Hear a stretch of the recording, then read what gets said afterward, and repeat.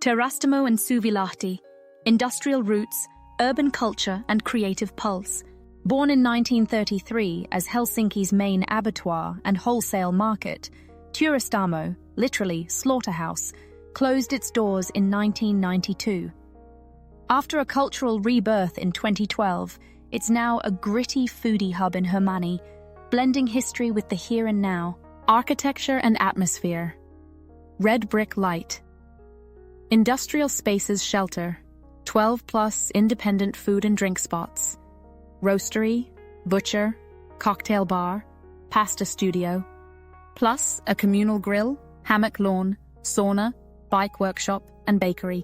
Just next door in Teurastamo, Suvilahti was once a bustling power and gasworks site, 1909 to 1994. Since 2008, it's evolved under Carpeli into a dynamic cultural campus.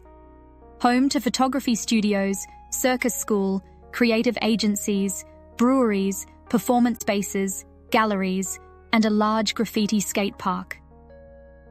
Annual events like Flow Festival, Tuska, World Village, and Comics Festival bring tens of thousands each year. These twin districts prove Helsinki's secret.